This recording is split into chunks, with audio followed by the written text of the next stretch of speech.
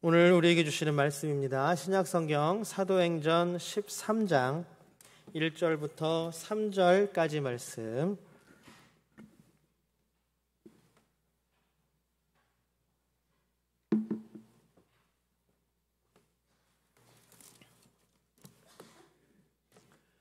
신약성경 사도행전 13장 1절부터 3절까지 말씀입니다.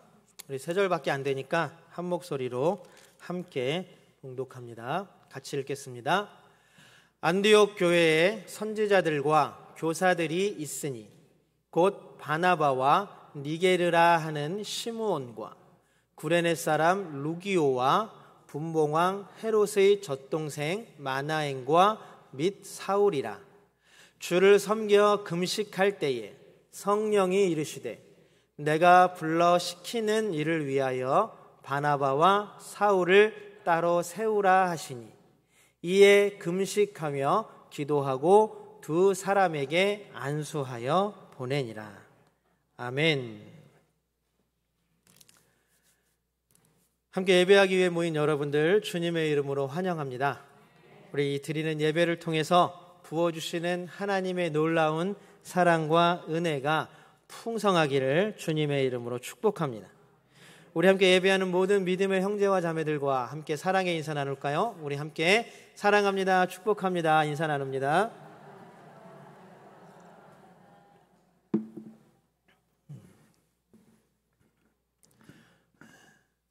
이게 날이 추워져서 그런지 인사하려고 몸을 돌리는 각도가 조금씩 줄어드는 것 같아요. 우리 가운데 인사만큼이나 더 마음의 따뜻한 사랑과 은혜가 서로가 서로에게 흘러가기를, 또 그래서 서로 사랑이 풍성해지기를 주님의 이름으로 축복합니다. 우리 믿음의 고백 하나님께 올려드릴까요? 우리 두 손을 하늘을 향해 번쩍 들고 믿음의 고백 올려드립니다. 하나님 좋습니다. 감사합니다. 사랑합니다. 하나님이 하시면 무엇이든지 다 이루어집니다. 하나님 좋습니다. 감사합니다. 사랑합니다. 하나님이 하시면 무엇이든지 다 이루어집니다. 아멘. 하나님께 영광의 박수 올려드립니다. 여러분들 한번 옆에 있는 사람 얼굴을 한번 보세요. 왜 웃으세요? 나보다 조금 못난 것 같아서 웃으세요? 내가 조금 더 예쁘고 잘생긴 것 같으세요? 여러분 딱 옆에 사람 얼굴을 봤을 때 본인하고 똑같이 생긴 얼굴이 있나요? 없죠. 사람들은 모두가 다 다릅니다. 일란성 쌍둥이라 할지라도 조금 지나다 보면 구별점이 생겨요. 참 신기한 일입니다. 저도 친구들 중에 쌍둥이가 좀 많아요. 근데 나중에 막 10년 지나고 20년 지나고 처음에 봤을 때는 이러다가 나중에 좀 익숙해지면 또 얼굴이 달라집니다.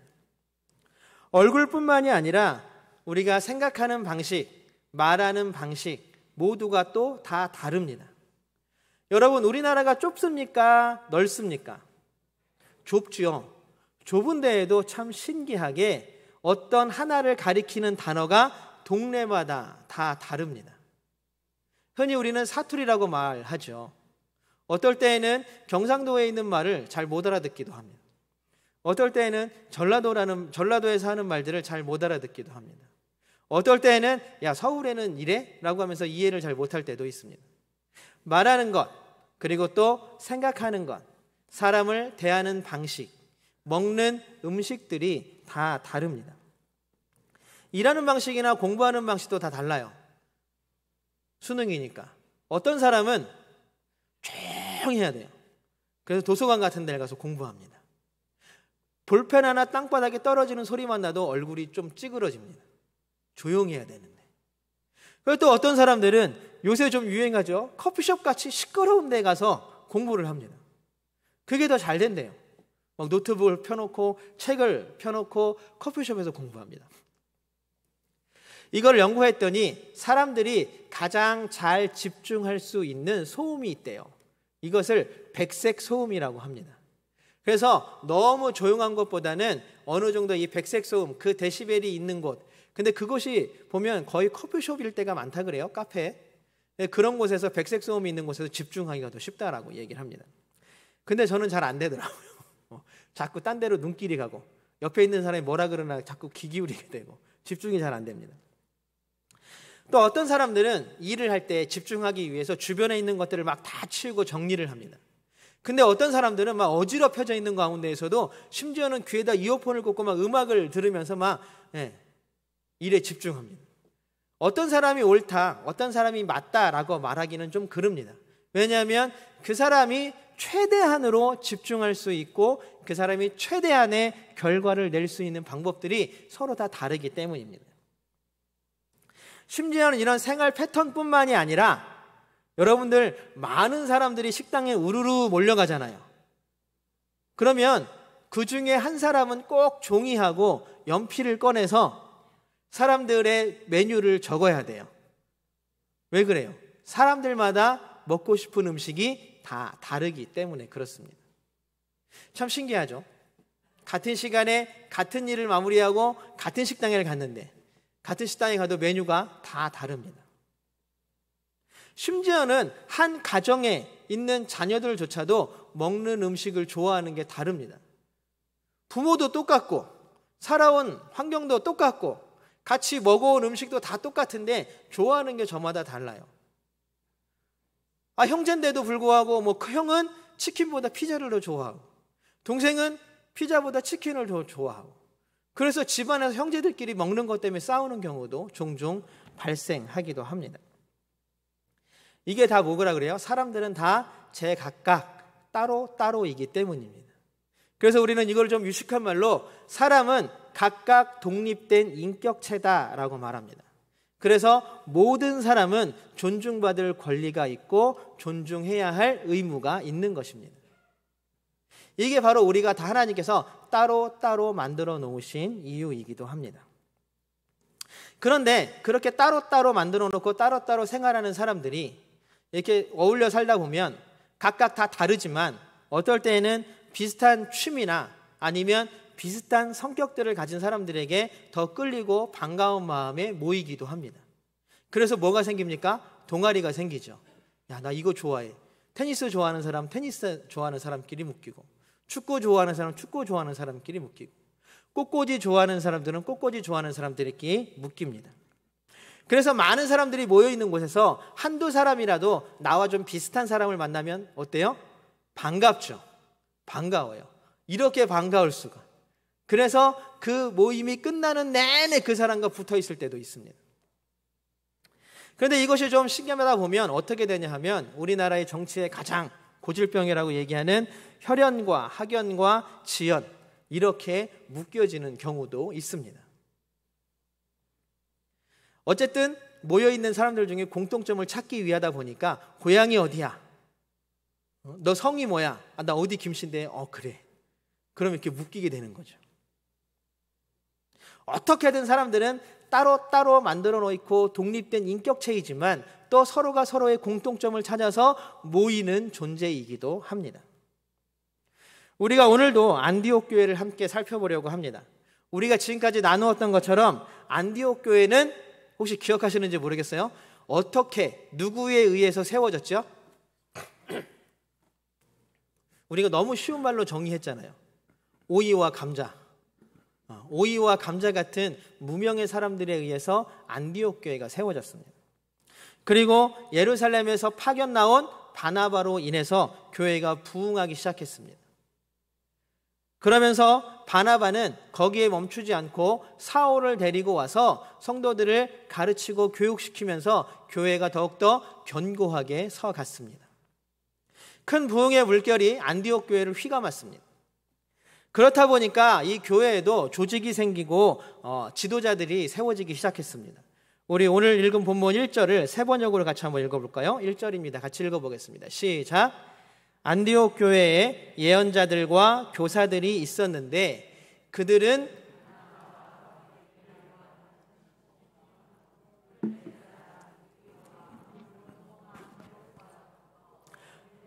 함께 자란 마나엔과 사울이다. 자, 총 몇 명이 나온지 혹시 아세요? 5명. 빨리 세고 계시죠? 노란색 딱딱처럼. 5명의 지도자들이 안디옥 교회에 세워졌습니다. 그런데 이 안디옥 교회에 세워진 이 5명의 지도자들이 어떤 비슷한 교육기관에서 온 것도 아니고 어디 비슷한 지역 출신도 아니고 달라도 너무 다른 사람들입니다. 당장 1절만 봐도 보면 앞에다가 막 출신 지역들을 붙여놨죠. 그러니까 다 다르잖아요. 이 다른 사람들, 이 놀랍게도 다른 사람들을 한번 얼마나 다른지 우리가 한번 살펴보려고 합니다. 우리 사도행전 4장 36절을 한번 볼까요? 사도행전 4장 36절입니다. 같이 한번 읽어보겠습니다. 시작.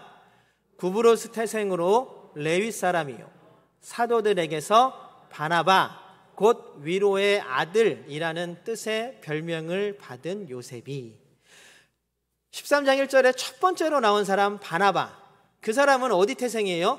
구브로 태생이에요. 요즘 지도를 보면 구브로는 없어요. 키프로스라는 섬입니다. 그 섬에 있는 출신입니다. 근데 이 사람은 유대인이에요. 유대인으로서 어디 족속? 레위 족속 사람입니다. 아마 포로기 때에 끌려갔다가 우리가 흔히 얘기하는 헬라화된 유대인들, 예루살렘이나 유대로 돌아오지 못하고 그곳에 정착했던 사람들 중에 한 명일 것입니다. 레위 사람이기도 하고, 바나바가 원래 본명이 아니라 바나바는 별명이에요. 위로의 사람이라는 별명이고, 이 바나바의 본명은 요셉이라는 이름을 가지고 있는 사람입니다. 다음 사람을 보겠습니다. 이제 시므온이라는 사람이 나와요. 시므온이라는 사람은 이름의 앞에 설명하는 말이 하나 붙어 있는데 니게르라는 단어가 속해 있습니다. 많은 학자들이 동의하는 게 뭐냐 하면 이 니게르라는 말은 니그로라는 말일 것이다 라고 모든 학자들이 동의합니다. 그래서 이 니그로는 뭐냐면 흑인이라는 뜻이거든요. 그러니까 이 당시에 헬라화되어 있는 유럽, 그 다음에 로마에 점령당해 있는 유럽에 있는 흑인들은 대부분이 북아프리카에서 온 사람들입니다. 북아프리카에서 처음에는 전쟁 노예, 한니발 장군 아시죠? 한니발 장군, 알프스산을 넘어온 한니발 장군. 그때 전쟁의 패배로 인해서 많은 북아프리카의 사람들이 로마로 노예로 많이 잡혀오고 끌려왔습니다. 그때 사람으로서 아마 해방된 노예일 것이다 라고 많은 학자들이 추측합니다. 또 많은 학자들이 동의하고 결론 내린 사실이 있는데 뭐냐면 이 시므온이 마가복음 15장 21절에 나온 시므온과 동일 인물이다 라는 결론을 냈고 많은 사람들이 여기에 동의했습니다. 그럼 우리가 마가복음 15장 21절을 읽어봐야겠죠. 도대체 어떤 사람인지. 마가복음 15장 21절을 한번 같이 읽어보겠습니다. 시작. 그는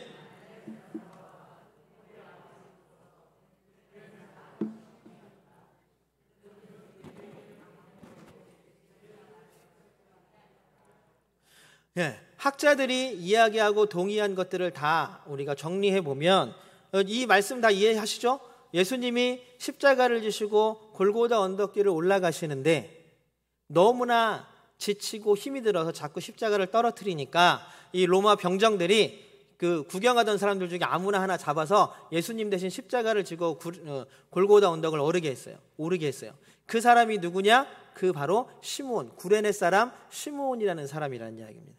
이 사람은 알렉산더와 루포의 아버지래요.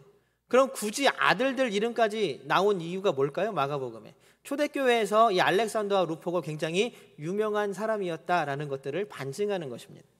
그래서 어쨌든 이 시므온 학자들이 낸 결론에 의하면 이 마가복음에서 예수님 십자가를 대신 진 이 시므온이 안디옥까지 와서, 예루살렘이잖아요, 십자가를 지신 것은, 안디옥까지 와서 안디옥 교회의 지도자 중에 한 명이 되었다라는 사실입니다.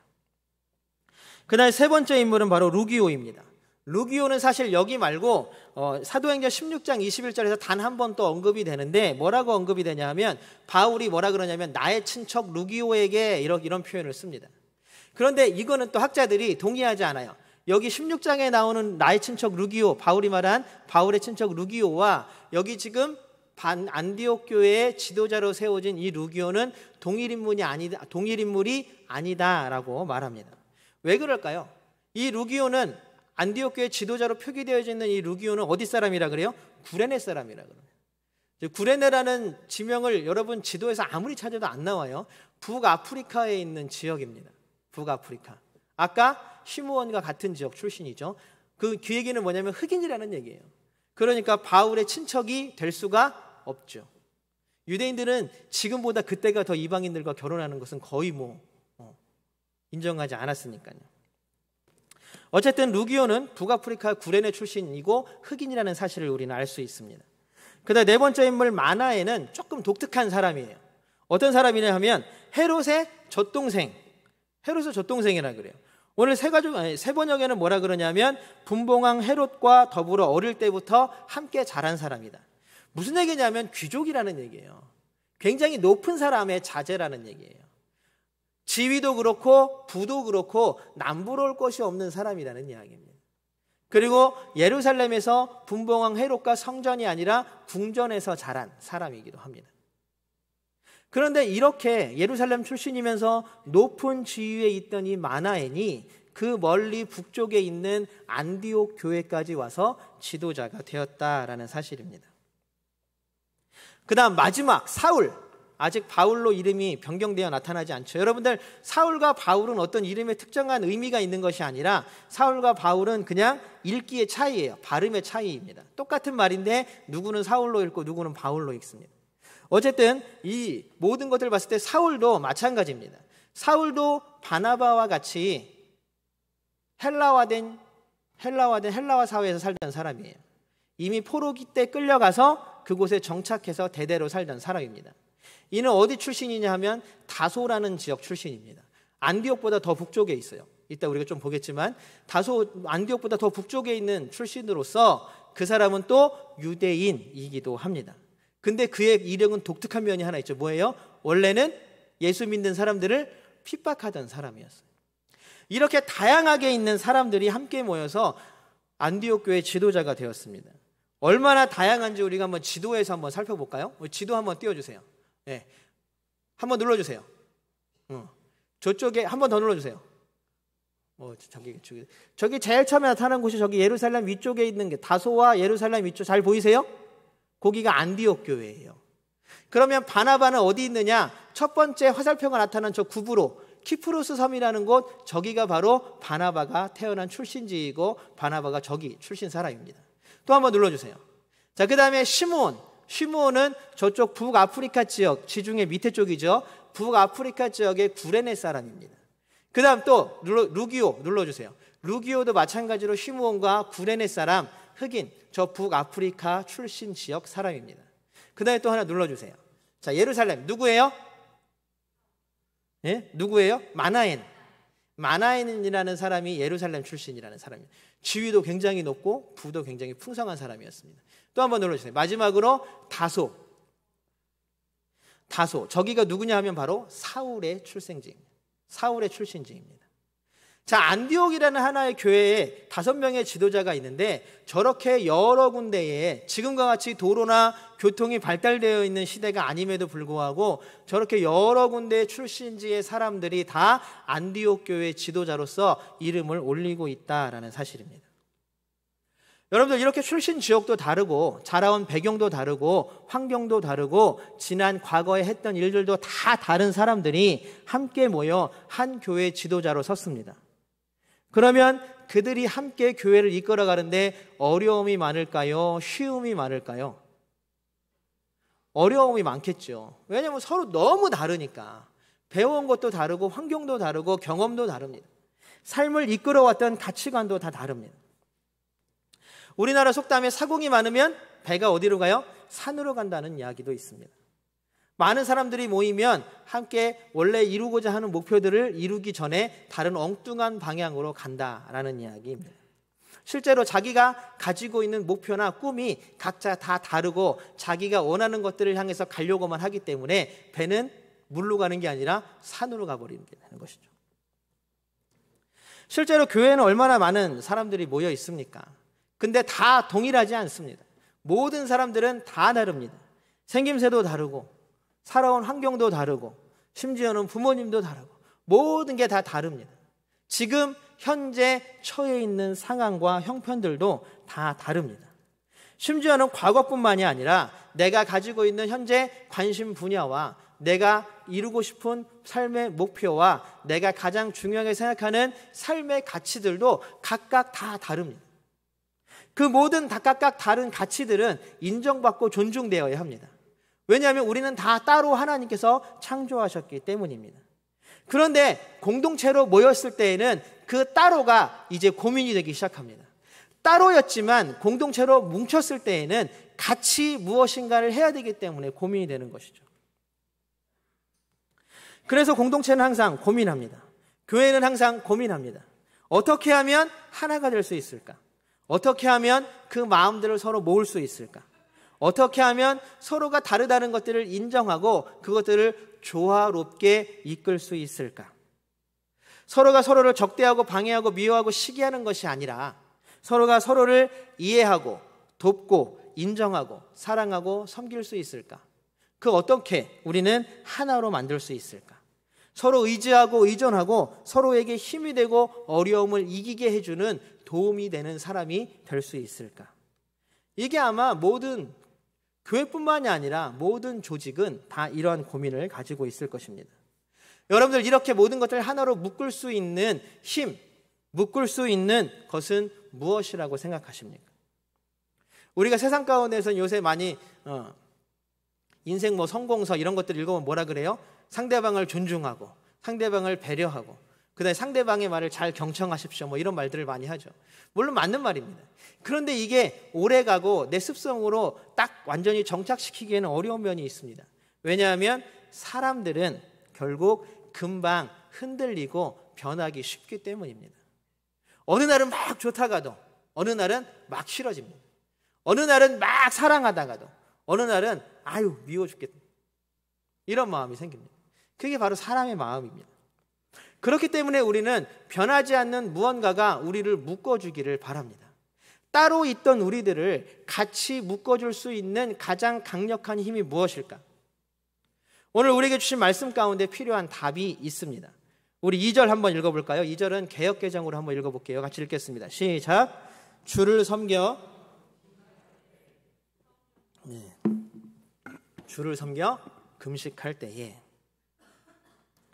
안디옥 교회의 지도자들이 세워졌습니다. 안디옥 교회 지도자들이 저렇게 다 다르다는 이야기는 안디옥 교회에 있는 성도들도 마찬가지로 다 다른 사람이라는 얘기예요. 그럼 그 다른 사람들을 어떻게 묶을 수 있을까? 오늘 2절에 보면 뭐라고 말합니까? 주를 섬겨 금식할 때에. 금식할 때에는 우리가 나중을 위해서 떼어놓고 주를 섬겨라는 말을 한번 보겠습니다. 여러분, 주를 섬긴다는 말이 무슨 뜻일까요? 주라는 말은 헬라어로 퀴리오스입니다.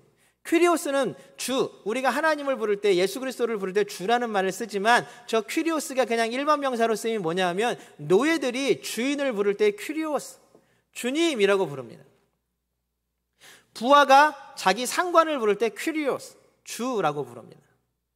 그래서 여러분 옛날 영화들을 보면 퀴리오스라는 말입니다. 여러분들은 주를 섬긴다라는 말은 뭐냐 하면 바로 하나님이 우리의 주인이십니다라고 인정하고 고백한다는 사실입니다. 각각 서로 다른 사람들을 하나로 묶어줄 수 있는 힘이 뭐냐 하면 바로 주님을, 하나님을, 예수 그리스도를 주인으로 섬기는 믿음이 우리를 하나 되게 할 줄로 믿습니다. 주를 섬긴다는 말, 우리 마음 가운데 하나님을 모셔드리고 예수 그리스도를 모셔드리고 주인으로 섬기는 거예요. 나의 주인이 하나님이시니 내 앞에 있는 사람의 주인도 뭐예요? 하나님이 되는 것입니다. 그러니 결국 나의 뜻과 나의 계획과 나의 목표가 교회에서 중요할 수가 없습니다. 나를 드러내는 것, 내가 인기 있어지는 것, 내가 앞에 나서는 것, 이것이 더 이상 교회에서는 중요한 일이 될 수가 없습니다. 왜 그렇습니까? 교회의 주인도 누구세요?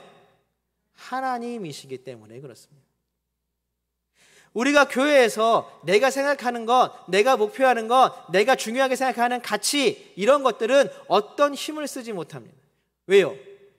교회에서 중요한 것은 하나님의 일, 하나님의 목표, 하나님의 사역, 하나님께서 중요하게 여기시는 가치가 가장 우선되기 때문입니다. 교회의 모든 문제들을 나 중심으로 푸는 것이 아닙니다. 나의 생각과 나의 경험과 나의 목표가 교회의 생각과 교회의 경험과 목표가 될 수 없습니다. 하나님은 구체적으로 우리가 삶을 어떻게 살아야 할지를 알려주시는 분입니다. 근데 우리가 야 하나님 우리 어떻게 해야 돼요? 도대체 하나님 왜 말씀하지 않으십니까? 라고 하나님께 불평하는 이유는 우리가 말씀을 보지 못해서 그래요. 하루에 24시간입니다.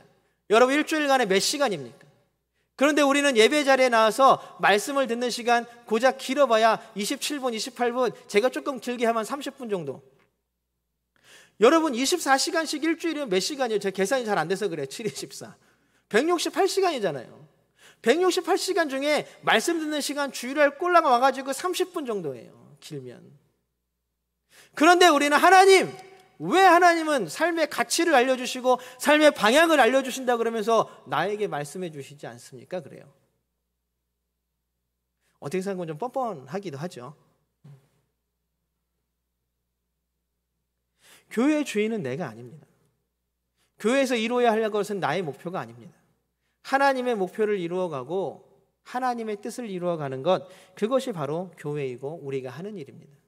교회에는 합리적이라는 말, 효율적이라는 말이 필요가 없습니다. 아니 어떻게 우리 것을 비워서 다른 사람에게 나누어 주는 게 합리적이고 효율적일 수가 있겠습니까? 어떻게 원수도 사랑하는 것이 어떻게 합리적이고 효율적일 수가 있겠습니까? 어떻게 아무것도 없이 나와 보이지 않는 하나님을 예배하고 섬긴다고 하는 것이 합리적이고 이성적이고 효율적일 수가 있겠습니까? 교회는 합리적이고 효율적이고 이성적이긴 하죠. 합리적이고 효율적이라는 단어가 전혀 어울리지 않는 곳입니다. 우리는 진정으로 하나님의 가치를 주인 삼아 살아가는 사람들이 되시기를 주님의 이름으로 소망합니다. 이렇게 주님을 주인으로 모시고 섬긴 안디옥 교회는 이방인 선교의 전투기지가 되었습니다. 그리고 기원 후 200년, 300년 어간에 있었던 대핍박의 시대에서도 순교자를 엄청 많이 내는 순교자의 교회가 되기도 했습니다. 안디옥 교회가 순교자의 대명사처럼 불려지기도 했었습니다. 그럼에도 불구하고 안디옥 교회는 항상 차고 넘쳤다 그래요.